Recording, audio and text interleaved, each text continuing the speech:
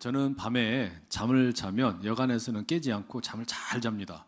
뭐 지진이 나거나 불이 나거나 뭐 그런 천재지변이 아니면은 그냥 뭐 죽은 듯이 잡니다.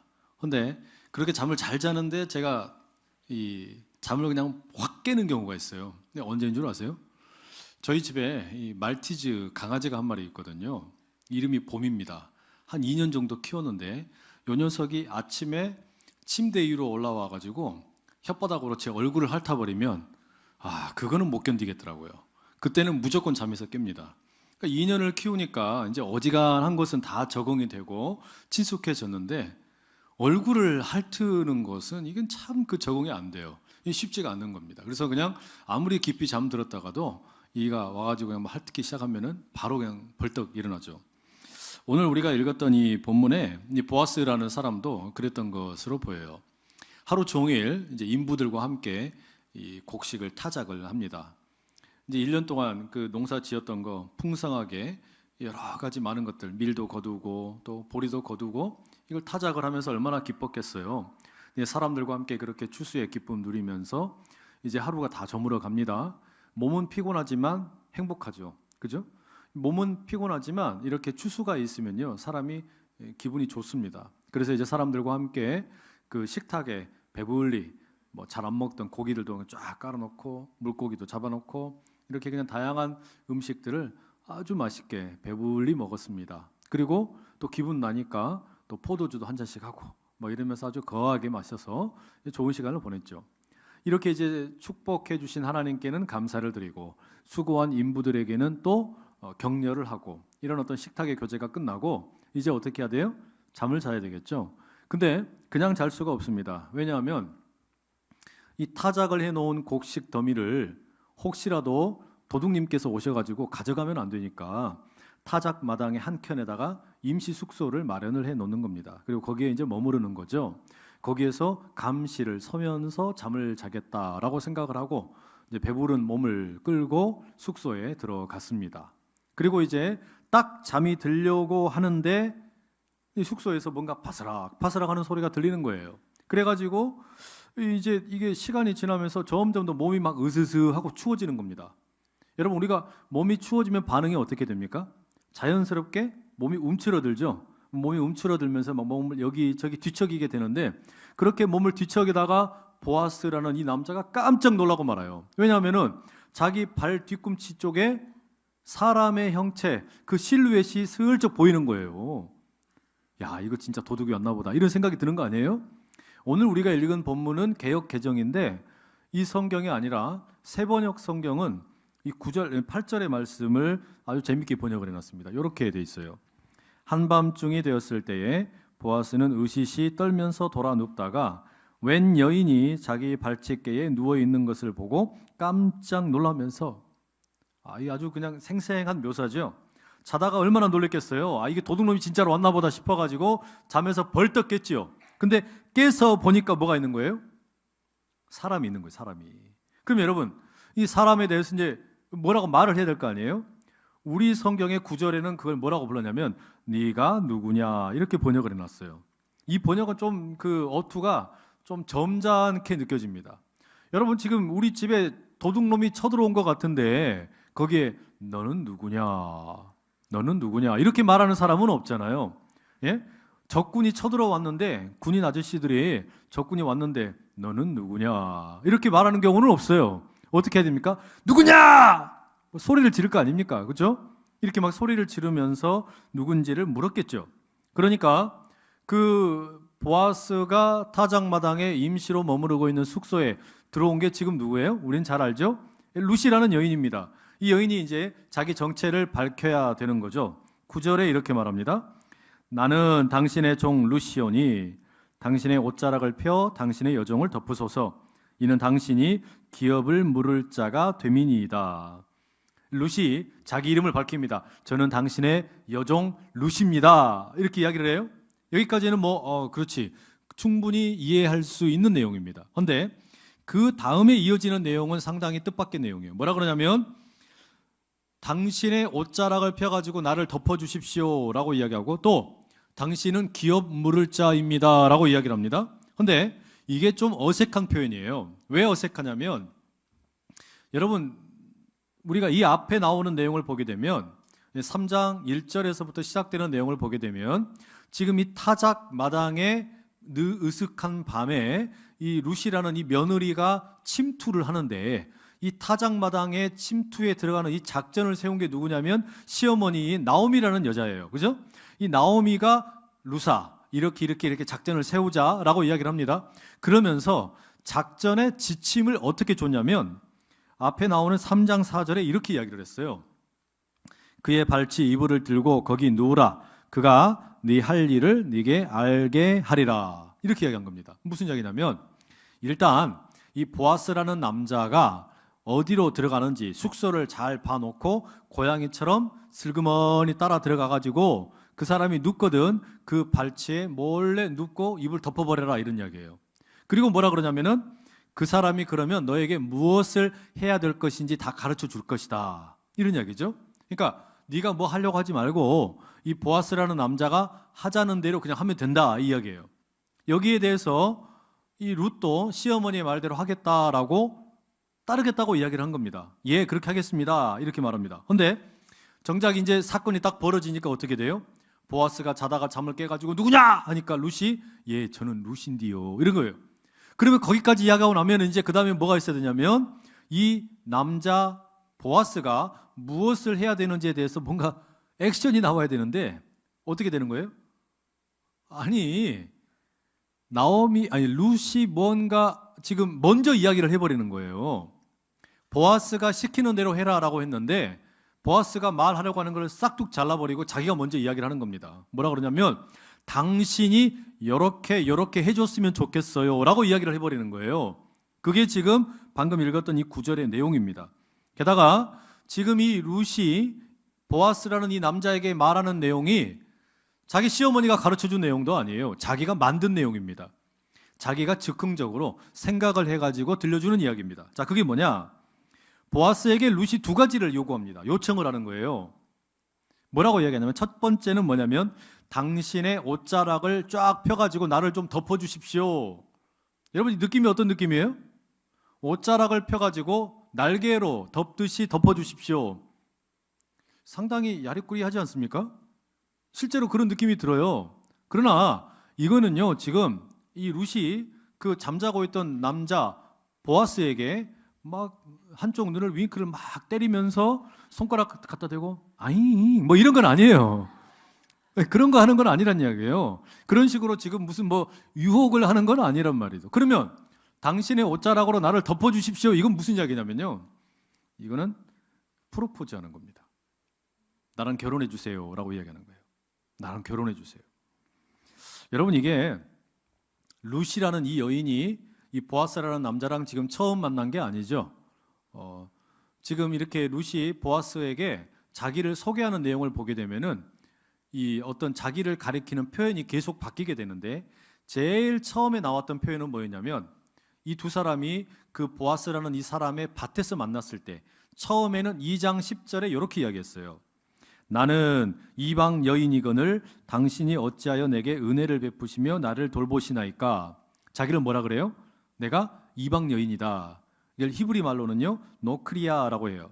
그러니까 외국인이다 이런 말이에요. 처음에는 자기의 신분을 외국인이라고 밝혔습니다. 그런데 그 밑에 조금 내려와 가지고 2장 13절에 가보시게 되면은 이번에는 이제 룻이 자기를 뭐라고 부르냐? 나는 당신의 하녀 중에 하나와도 같지 못하오나 당신이 이 하녀를 위로하시고 마음을 기쁘게 하는 말씀을 하셨나이다. 이번에 뭐라 그래요? 하녀라 그래요. 하녀라는 말은 히브리 말로는 이제 시프아라는 말인데 전형적인 어떤 가정에서 일을 돕는 일손을 돕는 여성 인부를 말합니다. 그런데 오늘 본문에서는 이제 자기를 뭐라고 부릅니까? 이 보아스에게 자기를 소개하면서 9절에 아까 읽었죠? 나는 당신의 여종 루시온이 이렇게 말해요. 이번엔 여종이래요. 이 여종이라는 말은 히브리 말로는 아마라고 그래요. 그런데 이게 이제 구약 학자들이 뭐라고 이야기를 하냐면 이야기를 들어보니까 여기 나와 있는 이 오늘 읽은 본문의 9절에 나오는 여종이라는 말, 이 아마라는 말과 앞부분에 나왔던 하녀, 이 시프아라는 말, 하녀나 여종이나 어감이 비슷하잖아요. 그러니까 히브리어를 쓰는 사람들도 이 두 개를 별로 교차해 가면서 쓴다는 겁니다. 구분하지 않고 쓴다는 거예요. 근데 이 둘 사이에 차이가 있대요. 어떤 차이가 있냐면 이 여종이라는 말과 하녀라는 말 사이에, 그러니까 사회적인 신분의 차이가 있어요. 제일 중요한 차이가 뭐냐면 여종은 하녀와 달리 자기 주인이랑 결혼할 수가 있어요. 여종은 자기 주인과, 그러니까 주인 남자와 결혼할 수 있는 자격이 있다라는 이야기예요. 그럼 보세요, 여러분. 지금 이 룻이 이 보아스에게 말하는 게 뭡니까? 아주 강력하게 그리고 힘있게 자기를 소개하는 겁니다. 내가 보아스 당신에게 처음에는 이방 여인이었고 두 번째에는 하녀였지만 지금은 여종으로서 당신에게 요구합니다. 이런 이야기예요. 내가 당신과 결혼할 수 있는 사람입니다. 나랑 결혼해 주세요. 당신의 옷자락으로 나를 덮어주십시오. 이렇게 프로포즈를 하는 겁니다. 여기 우리 여성 청년들 혹시 좀 마음에 드는 남자 있어요? 남자 청년들 있어요? 우리 교회가 참 좋은 게 다른 교회와 달리 남성과 여성의 비율이, 청년들의 비율이 거의 1대1이에요. 제가 그런 이야기를 많이 들었어요. 다른 데는 여초 현상이 심하거든요. 보통 한 3대7 정도 되는데 우리는 거의 5대5랍니다. 참 하나님께서 은혜를 많이 부어주셨어요. 그런데 여성들이 보시기에, 혹시 우리 자매들이 보기에 괜찮은 남자들이 있냐 이 말이에요. 예? 있어요? 없어요? 대답이 안 나오네. 있겠죠. 있겠죠. 그러면 있으면 어떻게 하라는 이야기냐면, 굳이 저 남자 머시매가 나한테 와가지고 프로포즈 할 때까지 기다리지 말고 먼저 가서 고백하라니까요. 누가 먼저 하면 어떻습니까? 이상한가요? 저는 그랬으면 좋겠어요. 그냥 남자가 먼저 이렇게 고백하지 말고, 고백하지 못하더라도 우리 여성들이, 여성 상위 시대니까 가가지고 먼저 그냥 고백해버리고, 야, 너 내 거 하자. 이렇게 해버려. 그냥 그렇게 해버리는 거예요. 그냥. 네? 이렇게 됐든 저렇게 됐든 우리 청년들 가운데서 그렇게 해가지고 내 거 하자 뭐 이런 거 있잖아요. 왜 그거 뭐 그런 노래도 있더만 보니까, 그죠? 그렇게 해서 하여튼 우리 청년부 안에서 커플들이 좀 많이 생겨가지고 결혼도 많이 하고 그러면 좋겠어요. 할렐루야. 자, 그러니까 지금 이 룻이 이 야밤에 보아스에게 요구하는 첫 번째가 뭐라고요? 결혼하자는 이야기입니다. 결혼하자고. 근데 이게 끝이 아니에요. 두 번째, 하나 더 있습니다.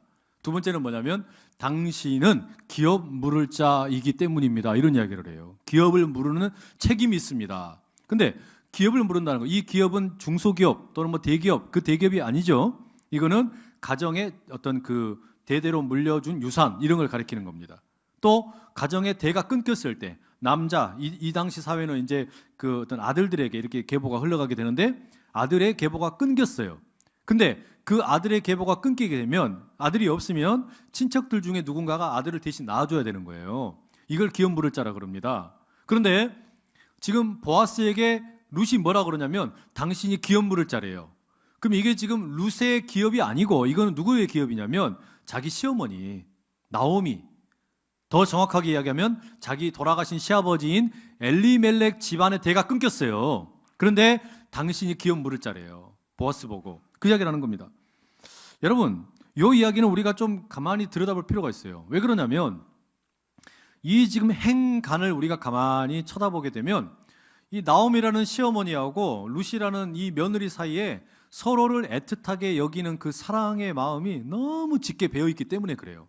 그게 무슨 이야기냐면 지금 이게 지금 아주 한밤중에 일어나는 사건인데 이 타작마당에 보아스라는 이 아주 돈 많고 부유한, 그런데 나이가 좀 많은 그런 어떤 중년의 신사에게 젊디 젊은 이 과부, 이 어떤 그 처녀나 다를 바 없는 이런 룻을 들어가라, 그냥 그 침실로 들어가라 라고 계획을 짠 게 누굽니까? 나옴이란 말이에요. 이 시어머니예요. 시어머니가 이런 계획을 짰는데 이 계획을 나옴이 입장에서 한번 생각을 해보면요, 상당히 위험 부담이 큰 그런 계획입니다. 왜 그런 거 아니? 나오미는 지금 과부가 돼가지고 10여 년 만에 모압이라는 곳에서 다시 역이민을 왔어요. 그리고 이제 베들레헴에 정착을 하게 되는데 의지할 데가 하나도 없어요. 누구 하나 의지할 데가 없는데 딱 한 명 의지할 게 자기 며느리 아닙니까? 이 며느리 하나를 의지하며 살고 있는데 며느리 보고 이 시어머니가 뭐라 그런 거예요? 너 재혼해라. 너 결혼해라. 이렇게 얘기하는 겁니다. 그러면 자, 진짜로 이제 만약에 이 룻이 남자를 만나가지고 결혼을 해버린다. 어떤 일이 벌어지는 줄 아세요? 시어머니가 혼자 살아야 돼요. 나오미는 이제 혼자 살아야 되는 겁니다. 지금까지는 둘 다 과부니까 같이 그냥 붙어 살았지만 며느리가 재혼을 했는데 그러면 이제 자기 며느리가 아니잖아요. 그러니까 이 사람은, 이 며느리는 이제 남자랑 가서 살아야 되고 자기 혼자 살아야 되는 거예요. 의지할 데가 없어질 수 있다는 이야기입니다. 상당히 위험 부담이 큰 일인데 뭐 하는 거예요? 지금 자기 며느리 보고 재혼을 하라고 시어머니가 등을 떠밀고 있는 겁니다. 왜 이렇게 할까요? 이렇게 이 며느리에게 재혼을 하라고 등을 떠미는 이유가 뭐냐? 그 이유는 사실 지금 시어머니가 생각을 할 때 너무 며느리에게 은혜를 많이 입었기 때문입니다. 은혜를 너무 많이 입었어요. 무슨 이야기냐면 이 룻이라는 이 며느리는 사실은 모압이라는 이민 생활을 할 때 모압 여인이거든요. 그러면 굳이 이 시어머니 나오미가 베들레헴으로 돌아올 때 같이 올 이유가 하나도 없어요. 안 와도 됩니다. 그런데 그럼에도 불구하고 어떻게 하냐면 자기 조국을 버리고 시어머니를 봉양하겠다고 베들레헴까지 온 겁니다. 그리고 시어머니는 오기는 왔는데 동네 사람들로부터 별로 환영을 받지를 못해요. 도와주는 사람이 없어요. 먹을 것도 없어요. 이런 상황에 굶어 죽게 생겼는데 며느리가 나서서 동네에 나가가지고 밭에서 이삭을 주워옵니다. 이거 가지고 먹고 사는 겁니다. 이 며느리가 베풀어준 은혜가 너무 큰 거예요. 그래서 그렇다고 나 혼자 이렇게 행복하자고 저 며느리, 젊은 며느리의 행복을 내가 빼앗으면 안 되겠다. 너무 미안한 생각에 그 은혜가 너무 커서 어떻게 하는 겁니까? 지금이라도 룻이 재혼을 했으면 좋겠다라고 제안을 하는 거예요. 사실 더 큰 이유는 가만히 보니까 지금 이 야밤에 만나게 된 이 며느리 룻과 이 남자 보아스 사이를 보니까 둘이 심상치가 않아요. 보니까 서로를 보는 눈빛이 다릅니다. 애틋한 거예요. 보니까 썸도 그냥 썸이 아니야. 상당히 깊은 썸이에요. 이렇게 something 스페셜이 진행이 돼야 되는데 이게 잘 안 되는 거예요. 왜 안 되냐면 자기 때문에 안 되는 것 같은 거예요. 자기 때문에. 며느리가 시어머니를 생각하느라고 적극적으로 나서지도 못하고 보니까 저 남자도 그런 것 같고 자기가 걸림돌이 된다라고 생각을 하니까 스스로 걸림돌 되는 것을 치우겠다라는 마음으로 그러면 이 두 사람이 만나게 해줘야겠다라는 생각으로 이렇게 말하자면은 며느리에게 재혼을 추진하는 겁니다.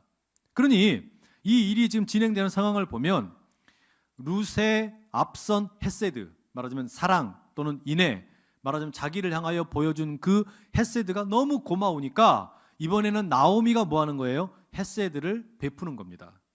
헤세드가 또 다른 헤세드를 낳았다, 이런 이야기예요. 그게 오늘 제목입니다. 자, 여러분, 이런 시어머니 나오미의 마음을 이 며느리 룻이 알았을까요? 몰랐을까요? 당연히 알지. 왜 모르겠어요. 지금 여기까지 자기를 오게 했을 그 어떤 시어머니의 계획과 그 속마음이 어떤 건지를 며느리가 너무너무 잘 압니다. 그래서 자기를 생각해서 결혼하라고 했지만 이 룻은 또 어때요? 자기만 행복하자고 나는 결혼하고 시어머니를 나 몰라라 내팽개칠 수가 없는 겁니다. 그러니 시어머니는 보아스가 시키는 대로 다 해라 라고 이야기했지만 그렇게 할 수가 없는 거예요. 보아스에게 무언가 분명한 확답을 받아야 되는 겁니다. 그게 뭐냐면 시어머니에 대한 내용이에요. 그래서 이 9절의 말씀, 룻이 보아스에게 이야기하는 이 두 가지의 요구를 이렇게 우리가 읽어볼 수가 있어요. 보아스 어르신, 저는 어르신과 결혼하고 싶습니다. 어르신도 저 보면서 좋았잖아요. 가슴 설레었잖아요. 나도 어르신 보면서 기분 겁나 좋았어요. 그러니까 우리 둘이 다 서로 눈빛이 통했으니까 결혼하는 건 나는 참 좋아요. 하고 싶습니다. 그런데 조건이 있어요.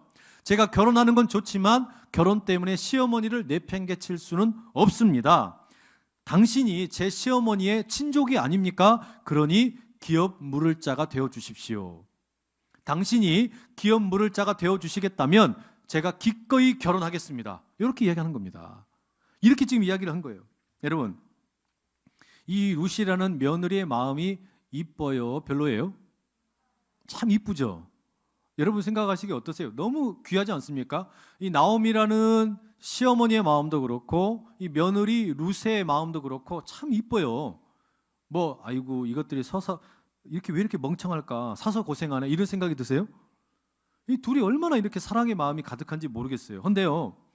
사실 여러분 이 보아스라는 남자가 이 며느리 이 시어머니인 나오미의 친족인 것은 맞습니다. 그리고 기업을 물어야 될 책임이 있는 것도 맞아요. 그러나 만약에 기업을 물으기로 작정을 했다 그러면 결혼의 상대방은 룻이 되어야 될 것이 아니라 본래는 나오미가 돼야 돼요. 왜냐하면 나오미의 남편인 엘리멜렉 죽어버렸거든요. 두 아들도 죽어버렸어요. 그러니까 엘리멜렉 이후에 대가 끊겨버린 거 아니에요. 그러면 엘리멜렉의 아들을 낳아야 되는데 엘리멜렉의 아들을 낳으려면 누구랑 결혼해야 됩니까? 엘리멜렉의 부인인 나오미하고 결혼을 해야 되잖아요. 나오미랑 결혼을 해야 그 아들을 낳아서 이제 엘리멜렉의 대를 이어준다는 이야기죠. 그런데 문제가 뭐냐면 1장 12절에 보게 되면은 이 나오미가 자기를 가리켜서 뭐라 그러냐면 내가 나이가 너무 많이 들어갔고 나는 이제 결혼을 할 수가 없다. 결혼을 해도 아들을 낳을 수가 없다라고 이야기하는 겁니다. 말하자면 물리적으로 이미 끝났어요. 그리고 이제 어떤 여러 가지 정황들을 봤을 때 법적인 테두리 안에서는 엘리멜렉 집안, 나오미의 집안에 어떤 그 대를 잇는 것이 불가능해져 버렸다. 이런 이야기예요.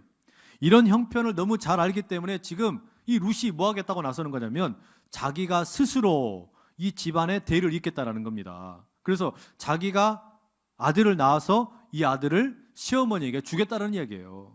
그러면 시어머니의 아들이 되어서 대를 이어가겠다는 이야기예요. 여러분 이거 보통 결단이 아니죠. 그죠? 이거 어마어마한 지금 결단을 하고서 말을 하는 겁니다. 그래서 뭐라고 이야기하는 거예요? 지금 보니까 보아스 어르신 당신도 저에게 관심이 있는데 저도 어르신에게 관심이 있습니다. 그러니 저와 결혼해 주십시오. 대신 조건이 있다면 시어머니의 기업 물을 자가 되어 주십시오. 그래서 우리가 낳는 첫 번째 아들은 시어머니에게 줘야 됩니다. 이렇게 얘기하는 겁니다. 여러분 기가 막히지 않으세요? 어떻게 이렇게 서로 아끼고 사랑할 수가 있지? 시어머니하고 며느리 사이에 어떻게 이렇게 서로 간에 서로를 배려하는 마음이 있을 수 있지? 꼭 여러분 우리 전래 동화 가운데 그 의 좋은 형제 이야기 같지 않습니까? 형과 아우가 그냥 밤새 형은 아우를 생각해서 볏짚을 갖다 주고 또 아우는 형을 생각해서 볏짚 갖다 주고 그러다가 이 어떤 그 밝은 보름달 뜬 밤에 서로 만나가지고 아이고 너랑 나랑 이렇게 서로 사랑하는구나 엉엉 울었던 그 이야기 있잖아요. 기가 막힌 사랑이에요. 시어머니와 며느리 사이에 이런 사랑이 있다라는 게 참 기가 막힙니다. 그러니 이 본문에는요 룻이 보여주었던 헤세드 그리고 그 헤세드에 대해서 나오미가 또 보여주는 헤세드 그리고 다시 나오미의 헤세드에 대해서 룻이 보여주는 헤세드 이 사랑의 이야기가 쫙 배어 있는 겁니다. 자 여러분 이 두 여인의 서로를 생각하는 이 마음이 참 갸륵하고 대단한데 이 타작 마당의 밤이 이렇게 아름다운 밤으로 감동적인 이야기로 채워지고 있는데 이제 누구 차례입니까? 이제는 누구 차례예요? 남자 보아스의 차례예요. 이 룻의 이야기를 가만히 듣고 보니까 보아스가 감동을 어마어마하게 먹어버렸어요. 꽃배기로 막 먹어버린 거예요. 그리고서 뭐라 그러냐 10절에 이렇게 말합니다. 그가 이르되 내 딸아 여호와께서 네게 복 주시기를 원하노라. 네가 가난하건 부하건 젊은 자를 따르지 아니하였으니 네가 베푼 인애가 처음보다 나중이 더하도다. 이 보아스가 룻의 이 마음 씀씀이가 너무 귀한 걸 알게 된 거죠. 룻과 나오미가 서로를 그렇게도 아끼고 사랑한다는 걸 알게 된 겁니다. 그러면서 뭐라 그러냐면 하나님께서 룻 당신에게 복을 부어주시기를 빌고 축복합니다. 이렇게 말해요. 그리고 나서 뭐라 그러냐 네가 베푼 인애가 처음보다 나중이 더하도다 이렇게 얘기합니다. 인애라는 말이 이 히브리 말로는 헤세드예요. 그러니까 이 보아스라는 며느리가 앞부분에 보여준 헤세드보다 뒷부분에 나온 헤세드가 더 귀하구나 이런 이야기죠. 그러면 처음에 이야기하는 첫 번째 헤세드는 뭐고 두 번째 나중 헤세드는 뭘까요? 이 보아스의 입장에서 생각을 해보면 이런 겁니다. 보아스는요 룻을 처음 만난 게 자기 밭에서 만났어요. 자기 밭에 이삭을 주우러 와가지고 그걸 좀 허락해달라고, 이삭 줍기 허락해달라고 만났습니다. 근데 그 전에 이미 룻에 대한 소문을 들었습니다. 아, 모압 여자인데 며느리이면서 시어머니 모시겠다고 여기까지 왔대. 그 여자 참 대단하다, 이런 소문을 들었어요. 그런데 직접 만나보니까 어때요? 정말 야무져요. 아주 그냥 똑똑합니다. 그리고 시어머니에 대해서 너무 헌신적으로 잘 봉사합니다. 그래서 이삭 주어라 허락했더니 이게 두고 보니까 참 괜찮은 여자예요. 그래서 야, 모압 여인임에도 불구하고 베들레헴까지 이주를 해서 시어머니를 섬기는 당신의 그 인애, 그게 첫 번째 인애입니다. 참 대단하다, 정말 멋지다, 이렇게 일단 축복을 하는 거죠. 그러면 나중 인애, 나중 헤세드라는 건 뭐냐? 이거는요, 오늘 밤에 자기의 이 타작마당에 있는 임시 침실로 찾아온 것을 말합니다. 여러분, 이 룻이 지금 이 보아스에게 찾아온 것은 단지 남편감을 구하러 온 게 아니죠. 결혼을 하려고 했으면 보아스가 뭐라 그래요? 만약에 룻 당신이 결혼을 하려고만 했으면 그렇게 예쁘고 젊고 아름다운데 그 주변에 뭇 남성들이 얼마나 많았겠냐. 당신과 결혼하고 싶어하는 젊은 남자들, 부유한 사람도 있고 가난한 사람도 있고 얼마나 많았겠냐. 그런데 룻 당신은 그 모든 남성들의 그 눈빛을 다 물리치고 이렇게 늙은 나에게 와서 결혼해달라고 한다니, 이것은 그냥 단지 너의 행복을 위한 것이 아니라 시어머니에 대한 사랑과 배려 때문에 나에게 왔구나. 너 그 헤세드가 정말 너무 귀하다, 이 이야기입니다. 결혼하려고 했으면 젊은 남자들 쎘는데 그 남자들과 같이 그냥 짝짝꿍 잘 맞고 그럼 결혼하면 되는데, 그렇게 하지 않고 시어머니를 생각해서 친족인 나에게 와서 기업 물을 자가 되어달라고 요구하며 결혼하자. 이 나오미를 생각하는 룻의 마음이 너무 귀하다라는 거예요. 이게 두 번째 헤세드예요. 나중 헤세드라는 이야기예요. 귀하죠? 그래서 11절에 뭐라 그럽니까? 이렇게 대답해요. 그리고 이제 내 딸아, 두려워하지 말라. 내가 네 말대로 네게 다 행하리라. 네가 현숙한 여자인 줄을 나의 성읍 백성이 다 아느니라. 이게 무슨 이야기냐면, 보통은 일반적으로 우리가 로맨틱한 영화를 보면은 그 남자가 무릎 꿇고 반지 딱 주면서 Would you marry me? 이렇게 하잖아요. 그러잖아요. 그러면은 여자가 뭐라 그래요? Yes! 이렇게 하잖아요. 근데 지금 거꾸로예요, 거꾸로. 이 11절의 이야기는 이 보아스에게 룻이 나랑 결혼해 주실래요? 이야기했더니 보아스가 11절에서 뭐라 그러냐면 오케이, 결혼하자. 그러면서 뭐라 그러냐면 너는 동네 사람들이 다 아는 것처럼 현숙한 여인이야. 왜 이렇게 이야기하냐면요, 지금 이 야밤에 이렇게 늙은 아저씨가 있는 침실에 젊은 여자가 들어간다? 사람들이 보면 어떻게 해요? 오해하기 딱 좋죠. 저거 완전히 꾼이네, 꾼, 꽃뱀이네, 이렇게 생각할 수 있는 거예요. 젊은 여자가 들어가가지고 늙은 남자를 그냥 홀려가지고 재산 빼돌리는 그러나 보다, 이렇게 사람들이 생각할 수 있는데, 지금 이 보아스가 룻에게 너는 그런 것이 아니라는 걸 내가 잘 안다 라고 이야기하는 겁니다. 그러면서 위로를 해주는 거예요. 현숙한 여자다라고 이야기해 주는 겁니다. 이게 무슨 이야기냐면요, 보아스를 처음 소개하는 내용이 룻기 2장 1절에 나오는데, 거기에 보아스를 가리켜서 뭐라고 불렀냐면 유력한 자라고 그래요. 유력한 자. 유력한 자라는 말이 기뽀르 하일이에요. 히브리 말로. 이 하일이라는 말이 지금 남자에게 사용이 되었을 때는 유력한 자라고 번역이 되었는데, 여자에게 사용되었을 때는 여기 지금 룻을 가리키는 표현 현숙한 여자, 현숙하다라는 말이에요. 똑같은 말이에요. 하일이에요. 그러니까 하일이 넘치는 남자 보아스, 유력한 자와 하일이 넘치는 여자 룻, 이 현숙한 여자가 드디어 둘이 딱 만나가지고 어떻게 된 거예요? 약혼을 한 겁니다. 약혼을. 둘이 결혼하기로 약속을 했어요. 참 기가 막힌 아름다운 밤입니다. 그러죠? 근데 이게 전부가 아니에요. 여기서 또 뭐가 남아 있습니까? 룻이 보아스에게 요구한 거 두 번째가 있잖아요. 그죠?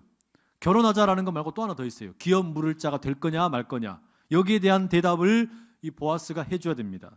보아스가 12절에 이렇게 말하죠. 참으로 나는 기업을 물을 자이나 기업 물을 자로서 나보다 더 가까운 사람이 있으니. 이게 무슨 이야기냐면, 여러분 지금 룻이 보아스에게 요구한 게 하나는 결혼하자, 또 하나는 기업을 물으는 자가 되어주십시오. 이 두 가지 아닙니까? 그런데 결혼을 하는 것은 보아스가 지금 바로 대답해 줄 수가 있어요. 이건 자기가 바로 결정할 수 있는 일입니다. 그런데 기업 물을 자가 되느냐라는 것은 이건 또 다른 문제예요. 왜냐하면 그 지역 사회에 이 나오미에게 더 가까운 친족이 있기 때문입니다. 그러니까 가까운 친족이 있으면 그 사람에게 먼저 어떤 책임을 감당해야 될 의무가 있는 겁니다. 그러니까 이 보아스가 뭐라 그러냐면 나는 기꺼이 기업 물을 자가 되고 싶다. 그러나 내가 기업 물을 자가 되기 이전에 나보다 더 가까운 친족이 있는데 그 사람에게 의견을 물어봐야 된다. 그래서 그 사람이 기업을 물으겠다라고 하면은 그 사람이 하면 되고, 만약에 그 사람이 하지 못한다 그러면 내가 하나님께 맹세코 하겠다. 여러분 보세요. 이것도 이 보아스가 진짜 멋진 남자라는 걸 알 수가 있어요. 보아스가 룻이 참 이뻤거든요. 룻을 보니까 너무 그냥 좋은 거예요. 자기가 이렇게 늙었음에도 불구하고 와서 결혼하자 그러니까 그래 결혼하자 그럴 수 있잖아요. 그러면 내가 기업도 물어줄게. 근데 이 일을 어떻게 하냐면은 먼저 결혼하고 그 다음에 기업 물을 자 이렇게 하는 게 아니라 기업 물을 자가 다른 사람이 있으니까 그 사람이 어떻게 하는지 보고 그 다음에 하자라는 이야기예요.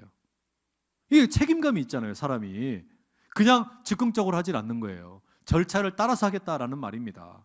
그런데 보아스가 믿는 게 있었습니다. 그게 뭐냐면 만약에 친족이 있는데 그리고 그 사람이 기업 물을 그런 어떤 마음이 있었다면 이 나오미가 왔을 때 이미 그 일을 했겠죠. 이미 나서서 그런 일들을 감당을 했겠죠. 근데 감당을 안 한 거예요. 그러니까 보아스는 내심 자신이 있었어요. 말하자면 어떤 그 더 가까운 친족이 있지만 그 사람이 그 일을 감당하기 쉽지 않을 것이다 라는 것을 가지고 있었던 겁니다. 여러분 정리하면 이런 겁니다. 지금 보아스는요, 룻과 나오미, 이 시어머니와 며느리가 서로를 아끼고 사랑하는 이 넘치는 헤세드, 이 헤세드의 현장에 하나님께서 보낸 특별한 한 인물이 되어서 이 보아스를 통해서 룻과 나오미에게 하나님의 헤세드가 스며 들어가는 겁니다. 룻의 헤세드가 나오미의 헤세드를 낳았고, 나오미의 헤세드가 룻의 헤세드를 낳았고, 룻과 나오미가 서로를 향하여 보여주는 이 헤세드가 이제 보아스의 헤세드를 가져왔다라는 말입니다. 여러분, 나의 헤세드를 누군가에게 보여준다라는 것은 쉬운 일이 아닙니다. 내가 가지고 있는 것을 포기해야 될 때도 있고, 양보해야 될 때도 있고, 희생을 해야 될 때도 있고, 가지고 있는 것을 나누어야 되는 경우들도 있습니다. 그럼에도 불구하고 하나님께서는요, 우리가 그렇게 서로를 향해서 헤세드를 베푸는 그런 우리가 되기를 원하십니다. 우리가 서로 간에 그렇게 헤세드를 나누면 하나님께서 기억하고 계셨다가 바로 그 자리에 하나님의 헤세드를 부어주신다는 이야기예요. 우리가 서로 간에 이 헤세드의 향기로 가득 채우는 그런 청년 공동체가 되면, 이 오부 예배가 되면, 우리 안산 제일교회가 되면 하나님께서 여러분의 삶 가운데 넘치는 은혜 가득 부어주실 줄로 믿습니다. 이게 여러분 지금 하나님께서 우리에게 부어주시는 은혜란 말이죠. 제가 오늘 이 본문을 가만히 묵상을 하면서 한 가지 이야기가 생각이 났습니다. 1930년대에 있었던 일인데, 영국에서 부유한 환경에서 아주 잘 먹고 잘 살던 니콜라스 윈턴이라는 분이 계셨어요. 이분이 영국의 증권 거래소에서 직원으로 일하면서 아주 풍족한 삶을 누리며 살았습니다. 그러다가 1938년에 이제 스키를 타기 위해서 휴가차 체코에 놀러를 갔어요. 그런데 이때가 2차 세계대전이 이제 막 일어날 때가 아닙니까? 이제 본격적으로 막 전쟁이 일어나기 전인데, 이때 그 체코에 가보니까 유태인들이 독일 군들에 의해서 잡혀가지고 수용소에서 죽어가고 있는 겁니다. 이걸 이 사람이 스키 타러 갔다 보게 된 거예요. 그리고서는 결심을 하기를, 저 유태인들을 위해서 내가 뭐라도 해야 되겠다. 저들을 구하기 위해서 뭔가를 해야 되겠다 결심을 합니다. 그렇게 해서 자기의 사비를 털어가지고 자기 재산을 털어서 그 독일의 나치 장교들에게 뇌물을 줍니다. 뇌물을 주고 어떻게 하냐? 다른 것은 하기가 어려우니까 그 수용소에 갇혀 있는 유태인들 가운데 유태인 어린이들을 그 체코에서 영국의 가정으로 입양을 보내는 일을 하는 거예요. 이렇게 해서 얘들을 살리려고 한다는 말이죠. 이렇게 해가지고 1939년 3월부터 8월까지 669명의 어린이들을 수용소에서 건져냅니다. 그리고 한 달 뒤에 1939년 9월 3일 날에는 더 많은 어린이를 구하기 위해서 이 기차를 통해서 이제 운송을 해야 되는데, 그런데 문제가 더 많이 건지려고 하다 보니까 기차 시간을 바꾸게 되었어요. 그런데 이 기차 시간 바꾼 게 나치 이 비밀 경찰들에게 들키게 됩니다. 결국 이 기차 안에 타고 있던 이 유대인들 한 200명이 다 잡혀가지고 수용소에 끌려가서 다 몰살을 당했어요. 이 사건을 통해 가지고 이 니콜라스 윈턴이라는 분이 그 사람들이 죽은 것에 대해서 죄책감을 느끼면서 평생을 괴로워하면서 산 겁니다. 그래서 죽은 아이들에 대한 이 죄책감으로 자기가 669명이나 되는 유태인의 아이들을 살렸다라는 사실을 아무에게도 말하지 않은 겁니다. 심지어는 아내에게도 이야기를 하지 않았어요. 그런데 49년이 지난 1988년 어느 날 이 아내가 집안 청소를 하다가 다락방에 올라갔어요. 그리고 다락방에서 보지 못했던 가방이 하나 있는 겁니다. 이 가방을 열어봤더니 거기에 종이 뭉치가 두툼하게 이렇게 있는 거예요. 거기를 이렇게 딱 펼쳐보았더니 아이들 사진이 붙어 있고 거기에 연락처가 있고 이런 어떤 아이들의 신상에 대한 기록이 다 적혀 있는 거예요. 이게 뭘까라고 보니까 입양 문서 같은 겁니다. 그리고 거기에 남편의 필체로 이런 내용이 적혀 있어요. 내가 조금만 서두르면 아이들이 죽지 않았을 텐데, 이런 메모를 적어 놓은 겁니다. 이걸 읽고서 아내가 너무 감동을 받은 거예요. 그리고 남편에게 이야기를 하지 않고 이 문서를 고스란히 방송국에 전달을 해줍니다. 그렇게 해가지고 1988년에 영국의 BBC 방송국에서 특별 프로그램을 방영하게 되죠. 이때 이 특별 프로그램의 이 방청객으로 니콜라스 윈턴이 아무것도 모른 채 아내와 함께 참석을 하게 돼요. 그리고 그 분위기가 무르익게 되자 진행을 하던 여성 아나운서가 여기 계신 분들 중에 혹시 니콜라스 윈턴 씨에게 자기 생명의 빚을 지고 있는 분 계신다면 자리에서 한번 일어나 주십시오 라고 이야기를 해요. 그랬더니 알고 보니까 거기 있는 방청객 전부가 그 이 윈턴 씨가 구했던 사람들이었던 거예요.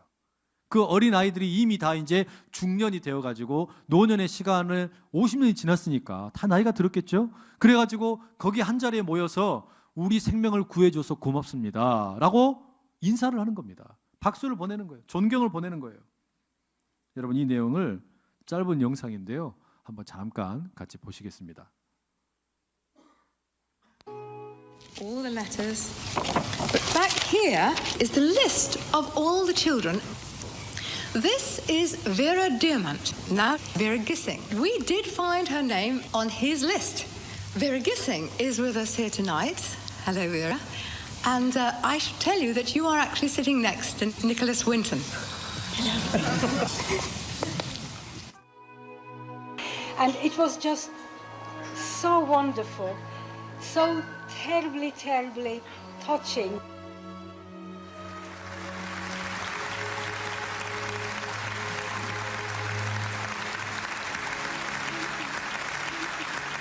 Can I ask, is there anyone in our audience tonight who owes their life to Nicholas Winton? If so, could you stand up, please?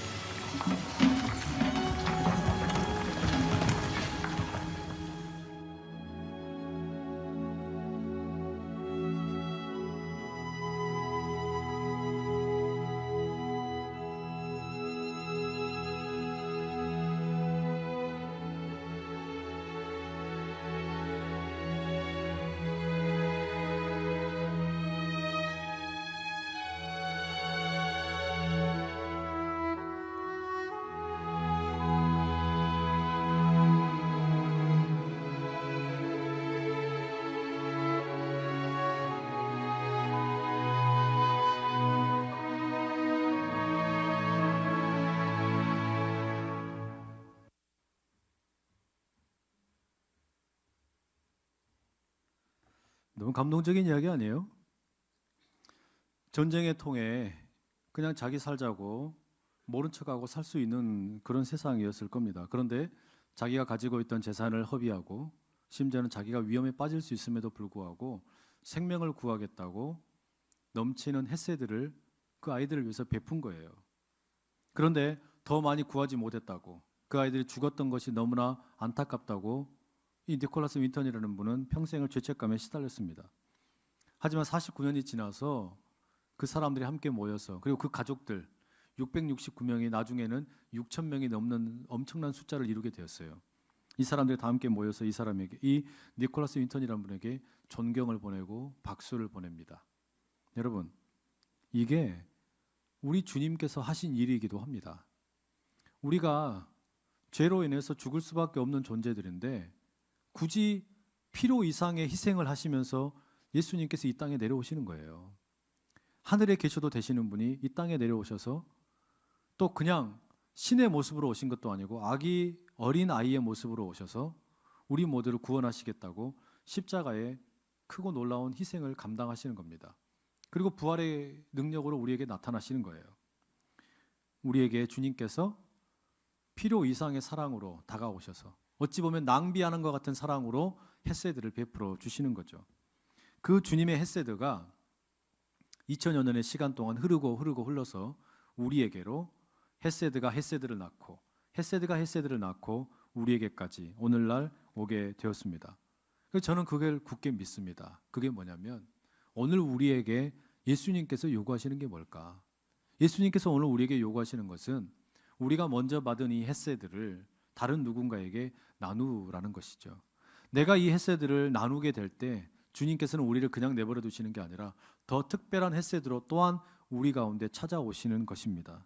말하자면 나오미와 룻이 서로에게 너무나 귀한 헤세드로 사랑을 나누었더니 보아스라는 귀한 남자를 통해서 더 큰 헤세드로 하나님이 역사하신 것처럼 여러분 이 청년의 때에 또 우리가 살아가는 날들 가운데 우리가 그렇게 헤세드의 삶을 살아가면 하나님께서 더 큰 헤세드로 우리 가운데 역사하시는 것 그걸 믿을 수 있기를 축복합니다.